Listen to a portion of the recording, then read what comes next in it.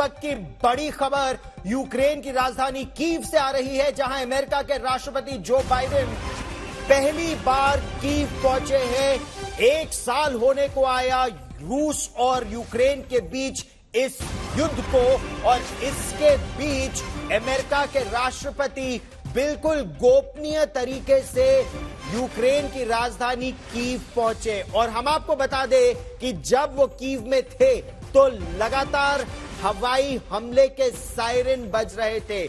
24 फरवरी 2022 को यह युद्ध शुरू हुआ था।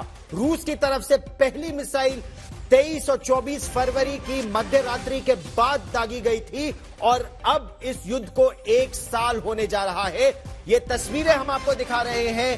कीव में अमेरिका के राष्ट्रपति जो बाइडेन बिल्कुल गोपनीय तरीके से पहुंचे और यूक्रेन के राष्ट्रपति वोलोदिमीर ज़ेलेंस्की के साथ उन्होंने 1 साल में मारे गए लोगों को श्रद्धांजलि दी। ये तस्वीरें हम आपको पिछले 1 साल की दिखा रहे हैं। आज तक लगातार ग्राउंड जीरो से युद्ध के शुरुआती दौर में रिपोर्टिंग भी कर रहा था, और यह बहुत भीषण रूप इस युद्ध ने अपनाया।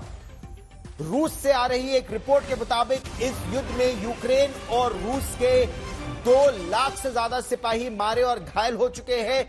यूक्रेन पहुंचकर जो बाइडेन की पहली प्रतिक्रिया, उन्होंने कहा कि रूस के राष्ट्रपति का मंसूबा सफल नहीं हो पाया।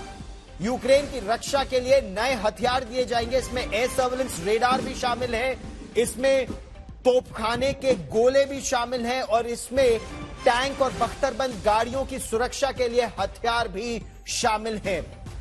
इसके अलावा अमेरिका के राष्ट्रपति जो बाइडेन पोलैंड जाकर पोलैंड के राष्ट्रपति डूडा से भी मुलाकात करेंगे, क्योंकि नेटो किस तरह से मदद जारी रखे उसको लेकर अब अगला कदम उठाया जाएगा। हालांकि राष्ट्रपति ज़ेलेंस्की की अगर बात करें तो उनकी इच्छा लगातार रही है कि उनको लंबी दूरी तक मार करने वाली मिसाइलें दी जाए, ताकि इस युद्ध को रूस के अंदर ले जाया जा सके।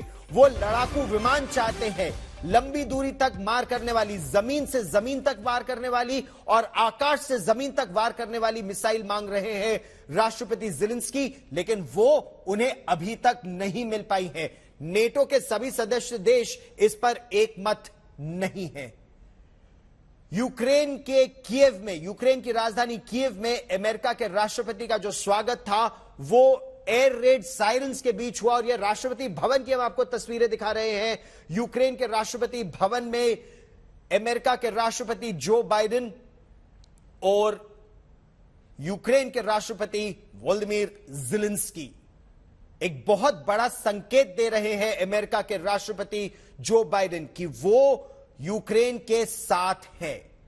लेकिन डिफेंसिव हथियारों के अलावा क्या यूक्रेन को कुछ और दिया जाएगा? क्योंकि रूस की तरफ से जो खबर आ रही है वो ये है कि 2 लाख से 2.5 लाख सिपाही तैयार किए जा रहे हैं, और यह संख्या बढ़ भी सकती है। क्या एक फ्रेश ऑफेंसिव की पूरी रणनीति बना चुका है रूस, और इस रणनीति का असर क्या होगा? लगभग 1/3 हिस्से पर, यूक्रेन के 1/3 हिस्से पर अब रूस का कब्जा है। जो डोनेट्स्क का इलाका है, जो लुहांस्क का इलाका है, कई इलाके ऐसे हैं, डेनेप्रो नदी तक लगभग पहुंच चुका है इस समय रूस, और यह यूक्रेन के लिए एक बड़ा झटका रहा है। जो हथियार यूक्रेन मांग रहा है वो लंबी दूरी तक मार करने वाले हथियार है। वो चाहता है कि उसे बड़ी से बड़ी मिसाइलें दी जाए। जो हथियार उसे मिल रहे हैं वो आत्मरक्षा के लिए, डिफेंसिव वेपन्स, कि अगर मिसाइलों से हमला होता है या लड़ाकू विमानों से हमला होता है यूक्रेन पर, तो उसके बचाव के लिए पेट्रियट मिसाइल्स हो या और surface to air missile systems जो डिफेंसिव हैं वो उनको दी जा रही है। वो चाहते हैं कि उन्हें इस तरह के हथियार दिए जाए कि इस लड़ाई को वो रूस के अंदर ले जाए। और बार बार राष्ट्रपति ज़ेलेंस्की ये कह चुके हैं कि यह लड़ाई केवल यूक्रेन की सुरक्षा की लड़ाई नहीं है, यह लड़ाई पूरे यूरोप की सुरक्षा की है। और यह बात पोलैंड के राष्ट्रपति डूडा भी समझते हैं। राष्ट्रपति डूडा समझते हैं कि अगर यूक्रेन 1 साल के बाद अगर किसी तरह गिर गया या झुक गया तो फिर खतरा सीधा पोलैंड की सीमा तक पहुंच जाएगा। 24 फरवरी 2022, एक साल पहले यह युद्ध शुरू हुआ था। आज 20 फरवरी हो चुका है, यानी 4 दिन में इस युद्ध को 1 वर्ष हो जाएगा और इस 1 वर्ष में यूक्रेन के 2 लाख से ज्यादा सिपाही मारे और घायल हो चुके हैं। देश पूरी तरह से तबाह हो चुका है, अर्थव्यवस्था चौपट हो गई है।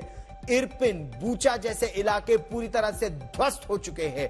खार्किव का इलाका की अगर बात करें या ज़ेप्रोजिया की बात करें या डोनेट्स्क और लुहांस्क इलाकों की बात करें, और हम आपको मानचित्र पर यह इलाके विस्तार से दिखाएंगे कैसे 1/3 देश पर रूस की सेना अब पूरी तरह से काबिज हो चुकी है और आगे बढ़ने की तैयारी कर रही है। 2 से 2.5 लाख यूक्रेन के सिपाही मारे जा चुके हैं या घायल हो चुके हैं, और यूक्रेन के मुताबिक यही संख्या रूस के सिपाहियों के मारे जाने और घायलों की भी है।